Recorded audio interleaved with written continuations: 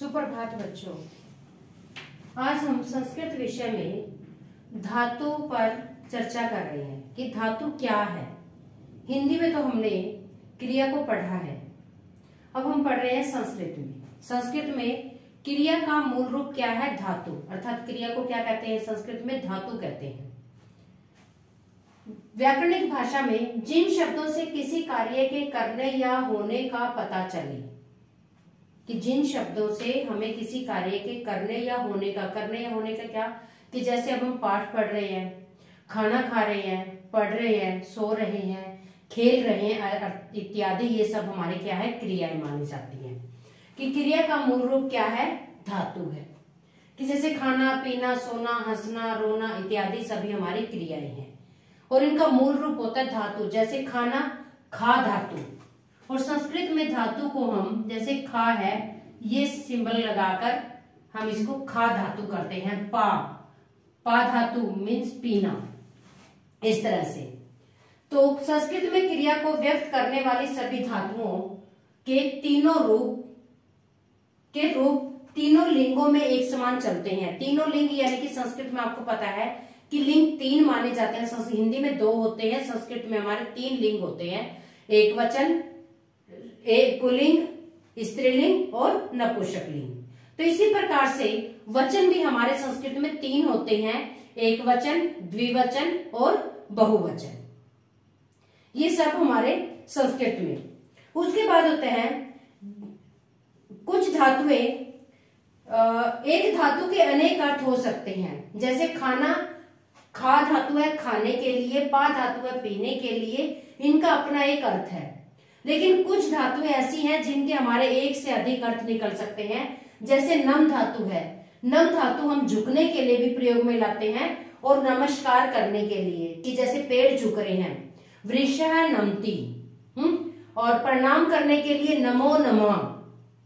तो दोनों अर्थों में ही नम धातु का प्रयोग होता है। उसके बाद होती है कि मूल धातु में प्रत्यय जुड़ने पर क्रिया रूप बनते हैं। अब ये पहले मैं नियम लिखवा रही हूं कि धातु के नियम क्या क्या होते हैं। सबसे पहले तो कि कुछ धातुओं में ई का आगमन हो जाता है, कुछ धातुओं में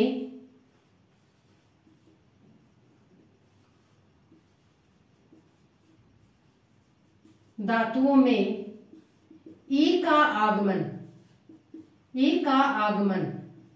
आगमन यानी कि ई धातु आ जाती है। जैसे चल धातु है, इसमें चली क्षति, तो ई का यहां आगमन हुआ है। ई का आगमन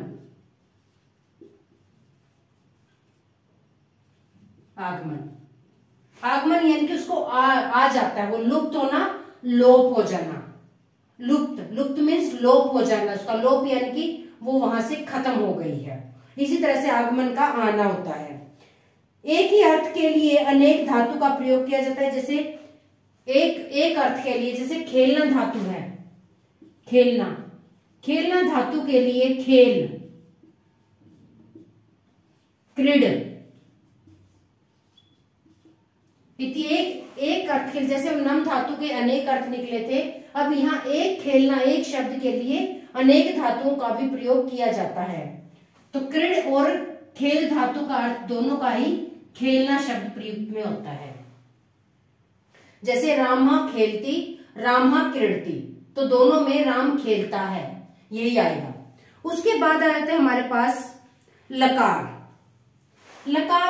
पहले धातु हमारे पास दो प्रकार की होती है, परिवर्तनीय और अपरिवर्तनीय। धातु दो प्रकार की होती हैं।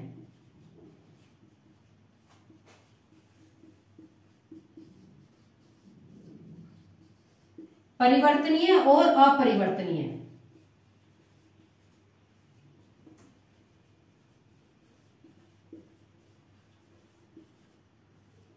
अब परिवर्तनीय धातु वो है जो अपने परिवर्तन का अर्थ होता है बदलाव,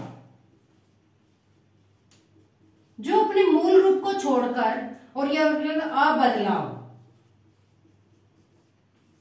अब देखो परिवर्तनीय धातु वे धातु होती है जो अपने मूल रूप को छोड़कर किसी और रूप में चलती हैं, मूल रूप को छोड़कर किसी और रूप में चलती हैं। जैसे दृश्य धातु, दृश्य धातु है जिसका अर्थ होता है देखना, ये एक परिवर्तनीय धातु है। और जब ये अपने मूल रूप को, इसका मूल रूप ये है और ये चलती किस रूप में है, पश्य, पश्य के रूप में चलती है, तो ये क्या है, हमारी परिवर्तनीय धातु है। और अपरिवर्तनीय धातु वे धातु होती है जो अपने मूल रूप को न छोड़ते हुए उसी रूप में चलती है, उनका मूल रूप भी वही होता है और चलने वाला रूप भी वही होता है। जैसे पट धातु, पट मीन्स पढ़ना, ये अपने इसी रूप में चलती है। और जो दृश्य धातु है, गम धातु है, गम धातु भी परिवर्तनीय धातु है, जो गम मीन्स जाना, और ये इसका गम जो है मूल रूप है और गच्छ इसका चलने वाला रूप है। जैसे पश्य इसका परिवर्तित रूप है। यानी कि परिवर्तनीय धातु में अपने मूल रूप को छोड़कर परिवर्तित रूप में चलती हैं, बदले हुए रूप में चलती हैं। और अपरिवर्तनीय धातु वे धातु होते हैं जो अपने मूल रूप और उनका परिवर्तित रूप कोई नहीं होता, केवल मूल रूप होता है और उसी रूप में वो चलती हैं। उसके बाद होता है कि यहां तो हमने धातु पढ़ लिया, अब उसके बाद आता है हमारे पास लकार। लकार संस्कृत में मूल रूप से 10 लकार होते हैं। कुल लकार हमारे पास कितने होते हैं, 10 होते हैं, लेकिन प्रयोग में हम केवल 5 लकार ही लाते हैं। प्रयोग में हम केवल 5 लकार ही लाते हैं। सबसे पहले तो इन 10 लकारों को एक बार मैं लिख के दिखा देती हूँ। प्रयोग में मतलब मोस्टली हम 10 लकार, वैसे तो धातुएं तो पूरी 10 लकारों में ही होती हैं, लेकिन प्रयोग में आमतौर पर हम 5 ही लकारों का प्रयोग करते हैं। सबसे पहले तो हमारे पास होते हैं कुल 10 लकार। 10 लकार में सबसे पहले लट, लंग, लोट, लरिट, विधिलिंग, विधिलिंग, नंबर 4 लुट, लेट, लेट के बाद होता है लिट,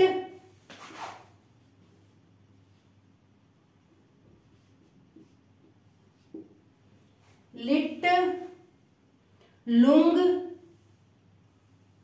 लुट, लुंग और लुट, लुट। ये हमारे पास कुल 10 लकार होते हैं। लुट तो हो चुका है, लुंग, आश्रयलिंग, सॉरी आश्रयलिंग, आश्रयलिंग लकार। तो कुल हमारे पास ये 10 लकार होता है। लट, लंग, लोट, लिट, विधिलिंग, लुट, लेट, लिट, लुंग और आश्रयलिंग। ये 10 लकार होते हैं, जिनमें से हम प्रयोग में केवल पहले 5 लकार ही लेकर आते हैं। प्रयोग में 5 लकार ही होते हैं। और इन 5 लकारों का लट लकार होता है वर्तमान काल, वर्तमान काल। लंग लकार और वर्तमान काल होता है, उसके बाद लंग लकार होता है हमारा भूतकाल। लोट लकार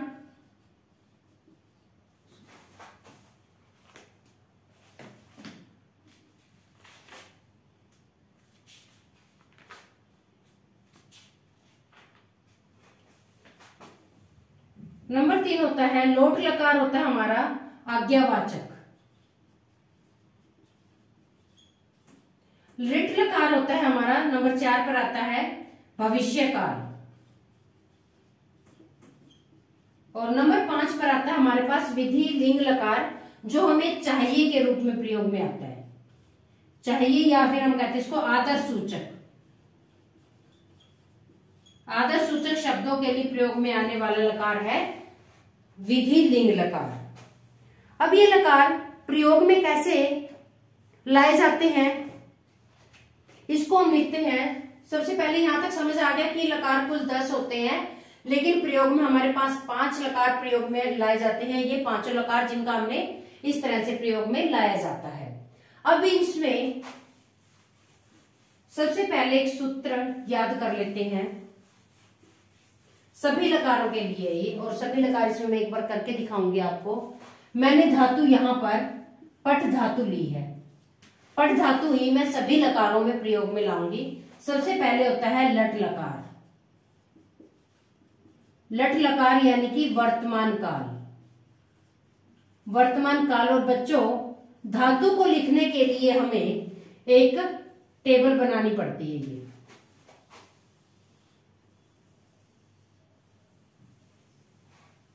ये जिसमें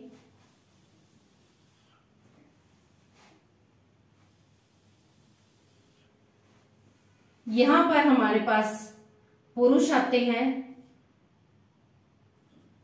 पुरुष, और ये वचन लिखे जाते हैं। एक वचन, द्विवचन और बहुवचन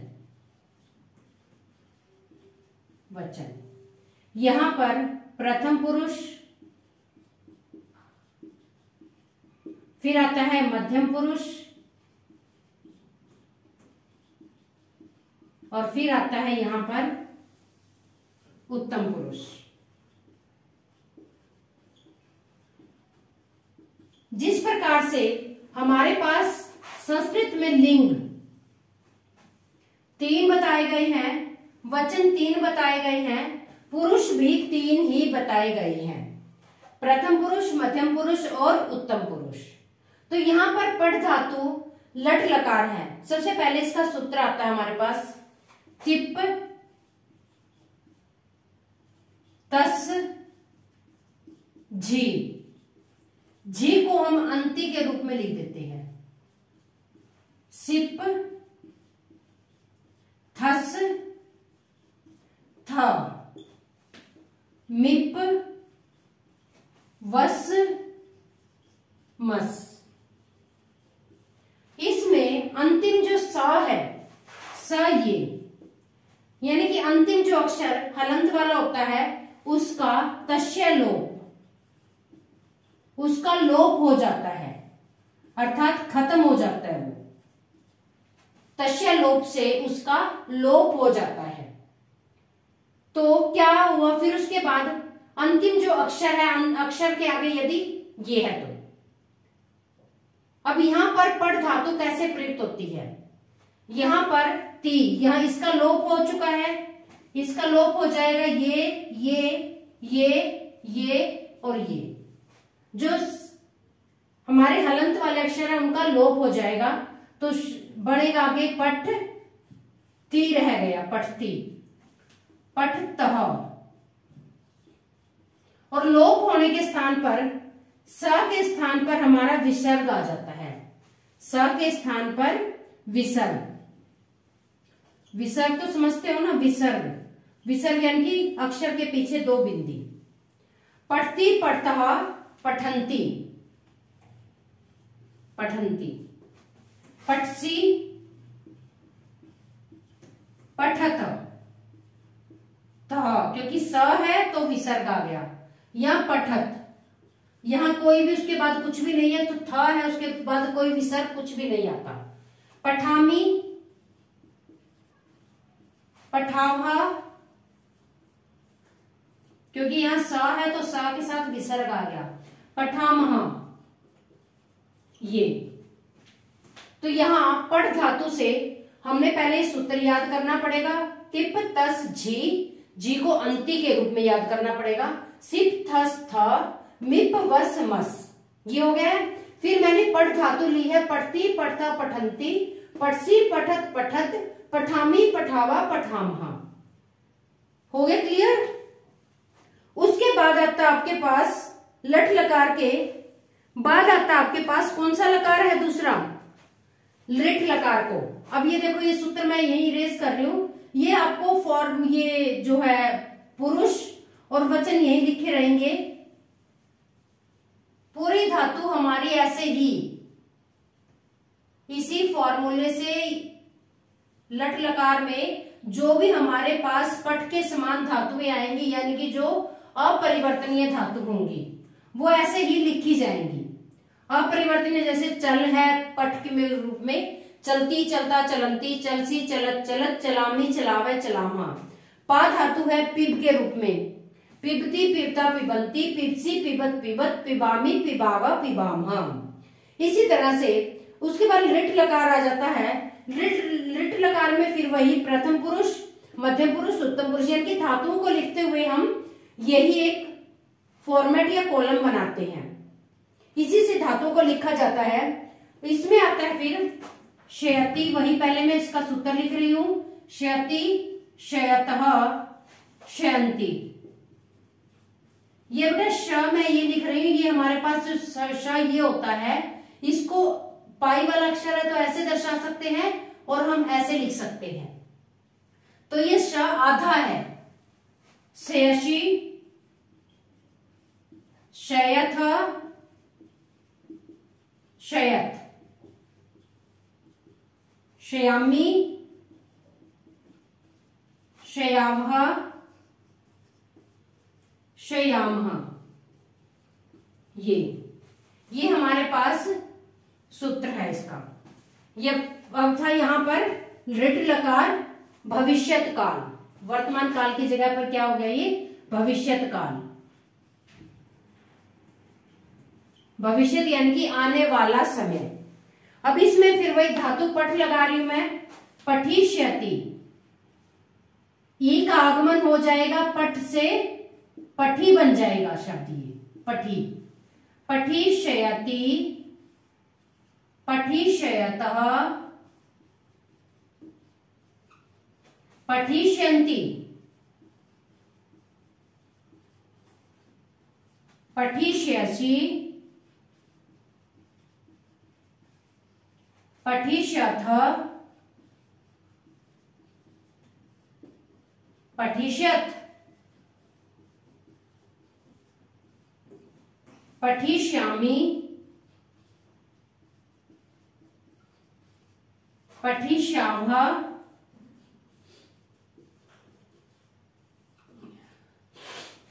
पठिष्यामः। ये हो गया है। तो ये हमारी है लिट लकार की धातु। अब जैसे पहले ये थे सूत्र था हमारे पास, पठिष्यति, शत, शयंती, शशि, शथ, शथ, श्यामी, श्यावा, श्यामा। इसमें मैंने पठ धातु लगा दिया, पठिष्यति, पठिष्यता, पठिष्यन्ति, पठिष्यसि, पठिष्यता, पठिष्यत, पठिष्यामि, पठिष्यावा, पठिष्यामः। तो ये हो गया हमारा लट लकार, लिट लकार। लिट लकार भविष्यत काल। उसके बाद तीसरा लकार हमारे पास आ जाता है लंग लकार। तीसरा लकार कौन सा है, लंग लकार। लंग लकार यानी कि भूतकाल।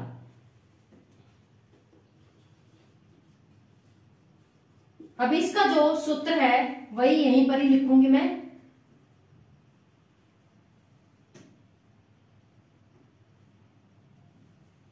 सारी धातु इसी तरह से करनी है।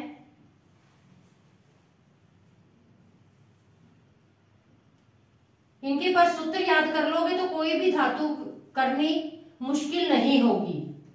लेकिन हमें जैसे मैथ में हम फार्मूले याद करते हैं, इसमें भी इसका ये फार्मूला है, ये आपको याद करने हैं।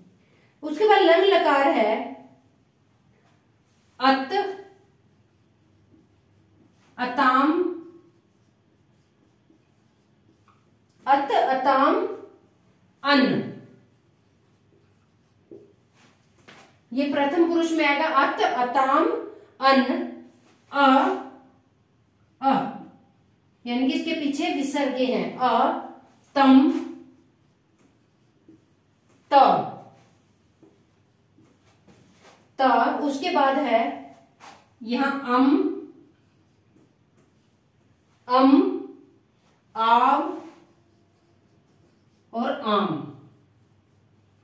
ये है धातु का सूत्र, ये है लंग लकार का सूत्र। अब देखो, अपठत, पठत, अपठताम। इसके आगे आ का आगमन हो जाता है, जैसे वहां ई था, यहां पर अपठ धातु बन जाएगा, आ का आगमन। अपठत, अपठ ताम, अपठन, अपठ, अपठतम, अपठत, अपठम, अपठाव और अपठाम। ये था हमारा लंग लकार भूतकाल। इसमें जैसे अत, अताम, अन, अ, तम, त, अम, आव, आम, ये इसका सूत्र है, जिसमें पट धातु में अ का आगमन हो जाने पर अपट शब्द बन जाता है भूतकाल में, यानी कि लंग लकार में। तो यहाँ पर पट धातु में क्या बन जाएगा? अपठत, अपठताम, अपठन, अपठ, अपठतम, अपठत, अपठम, अपठाव, अपठाम, अपठाम, यहाँ विसर्ग नहीं है। तो ये हमारे पास भूतकाल था। भूतकाल के बाद अब आगे आ जाता है हमारे पास 3 लकार हमने कर दिया, लट, लृट, लंग लकार। आगे कौन सा है? लोट लकार। लोट लकार। लोट लकार का जो सूत्र है, लोट लकार यानी कि आज्ञावाचक।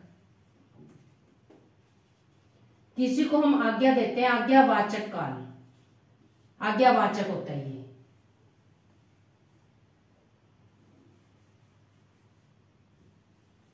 अब इसका भी सूत्र मैं यहां पर लिख रही हूं। सभी में एक वचन, द्विवचन, बहुवचन, पुरुष, तीनों पुरुष, प्रथम पुरुष, मध्यम पुरुष, उत्तम पुरुष सभी एक समान ही रहते हैं। अब इसका सूत्र जो आएगा वो है तू, ताम, अंतु। तू, ताम, अंतु, अंतु, तू, ताम या अताम, अंतु, अ, तम, त, तम, त। उसके बाद आता है आनी, आनी, आव और आम, आम। ये इसका सूत्र है। अब यहां पर भी वही पठ धातु को प्रयोग में ला रहे हैं हम। पठतु, पठताम, पठंतु, पठ, पठतम और पठत, पठानी, पठाव और पठाम। ये हो गई है। देखो, लोट लकार आज्ञावाचक काल है और इसमें इसका जो सूत्र है तू, ताम, अंतु, अ, तम, त, आनी, आव, आम। इसमें हम यदि पठ धातु को प्रयोग में लाते हैं, पठतु, पठताम, पठंतु, पठ, पठतम, पठत, पठानी, पठाव, पठाम। तो ये था हमारा लोट लकार। और अंतिम जो लकार हमारा आता है विधि लिंग लकार। विधि लिंग लकार। विधि लिंग लकार हमारा किसके लिए आता है? चाहिए के लिए, चाहिए के लिए, जिसमें हमें कुछ चाहिए होता है। तो इसका भी सूत्र भी मैं लिख रही हूं यहां पर। ये मैं एक परिवर्तनीय नहीं, अपरिवर्तनीय धातु है जो पठ धातु, उसको मैं यहां लिख रही हूं। जो भी अपरिवर्तनीय धातु है वो इसी लकार के, इन्हीं लकार के अकॉर्डिंग ही, इनके अनुसार ही चलेंगी। अब आ जाता है हमारे पास विधि लिंग लकार। एत, एताम, एत, एताम, एयु, एयु, एत, एताम, एयु। ए यानी कि सिर्फ विसर्ग है यहां पर। तम, तम और एत, एत, एयम, एयम, एव और एम, एयम, एयम, ये आएगा। तो यहां पर इसका जो सूत्र है एत, एताम, एयु, ए, यानी कि सिर्फ यहां पर विसर्ग आएंगी, तम, एत, एयम, एव, एयम। यहां पर जैसे पठ धातु है, पठेत, एत में जो थी ये एक की मात्रा यहां चली गई है, पठेत, पठेताम, पठेयु, यू, पठे में विसर्ग आ गई है यहां पर, पठे, पठेतम, पठेत, पठेयम, पठेव और पठेयम, ये हो गई है। तो ये हमारी विधि लिंग लकार में जिसमें चाहिए के लिए हम प्रयोग में लाते हैं एत, एताम, एयु, ए, तम, एत, एयम, एव, एयम, पठेत, पठेताम, पठेयु, पठे, पठेतम, पठेत, पठेयम, पठेव, पठेयम, पठेयम। यहां विसर्ग अलंत है और यहां पर अलंत नहीं है। तो बेटा ये थे हमारे, मैंने एक धातु को आपको पूरा करके दिखा दिया है पांचों लकारों में जो प्रयोग में हमारे लकार लाए जाते हैं। जो 5 लकार हमारे थे, लट, लंग, लोट, लिट और विधिलिंग। कुल लकार मैंने कहे थे 10 होते हैं, लेकिन प्रयोग में केवल 5 लकार ही लाए जाते हैं और वो पांचों लकारों के सूत्र के साथ कैसे प्रयोग में किया जाता है ये मैंने आपको भी दिखाया है। तो आई थिंक ये आपकी सभी अपरिवर्तनीय, अपरिवर्तनीय जिनकी जो धातु नहीं बदली जाती, जैसे पट धातु है, चल धातु है, नम धातु है, ये सारी अपरिवर्तनीय धातु है। खेल धातु है, लेकिन खेल धातु में भी क्रीड़, क्रीड़ धातु भी अपरिवर्तनीय धातु है। खेल और क्रीड़ दोनों का अर्थ क्या होता है? खेलना, खेलती, खेलता, खेलंती और क्रीड़ती, क्रीड़ता, क्रीड़ंती। ये सारी अपरिवर्तनीय धातु। और दूसरी धातु जो है जो परिवर्तनीय धातु है, यानी कि अपने मूल रूप को छोड़कर दूसरे किसी रूप में चलते, जैसे गच धातु है, गम धातु है, गम, गमती, गमता, गमंती नहीं आता, गचती, गचता, गछंती आता है, इसका परिवर्तित रूप है। गम धातु मूल रूप है, गच इसका परिवर्तित रूप है। पा धातु है, पा मूल रूप है पिबती, पिब इसका परिवर्तित रूप है, पिबती, पिबता, पिबंती। इसी तरह से दृश धातु, दृश मीन्स देखना, तो ये पश्य के रूप में चलती है, पश्यति, पश्यता, पश्यंती। तो ये परिवर्तनीय और अपरिवर्तनीय धातुओं में का मैंने तुम्हें बता दिया है। इसके अलावा हम धातुओं को प्रश्मयपदी और आत्मनेपदी के रूप में भी प्रयोग में लाते हैं, जो हम आगे आने वाली कक्षा में आपको बताऊंगी। ओके।